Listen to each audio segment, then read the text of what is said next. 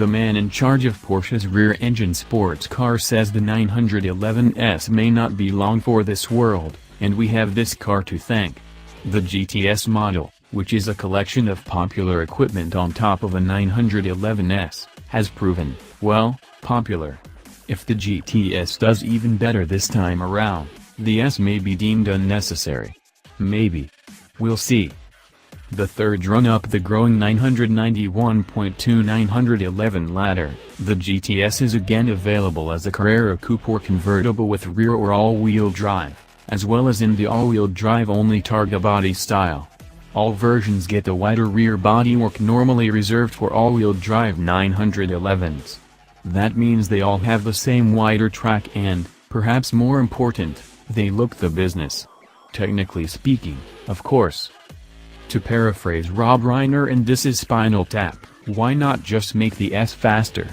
Well, that's basically what the GTS is, a more powerful S with a lot of the spendy options people normally put on an S baked in from the start. And it's cheaper, relatively speaking, for a $120,000 car in this package than if you ordered an S a la carte. It's the same way with Porsche's other GTS models.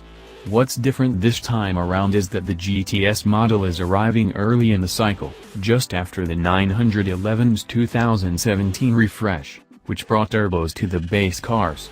Previous GTS 911s have shown up toward the end of a generation, 997, or half generation, 991.1. August H. Leitner, head of the 911 line, says the change was made because about half of Carrera models ordered before the 991 refresh said GTS on the back. That's a lot. And if they're available for more of the product's life, the result should be more GTS sales, which means higher transaction prices. Which equals profit. So that's the why. Now for the what. These first turbocharged 911 GTS models get a higher output version of the 3.0-liter twin-turbo flat-six used in the S models, making 450 horsepower, 30 more than the S, and 405 pound-feet of torque, 37 more. That's 996 Turbo S output, from a smaller engine, made possible by bigger turbos and more boost pressure. It's quicker than a 996 Turbo S, too, accelerating from 60 miles per hour in 3.4 seconds, while the quickest 996, the GT2, took 3.6. Compared to the 991S, the GTS is 0.2 to 0.3 seconds quicker to 60, depending on spec. The Targa 4 GTS is the first modern 911 to come with a black Targa bar. You can switch it back to silver if, like us, you prefer the classic look. The standard sport exhaust system has black tips.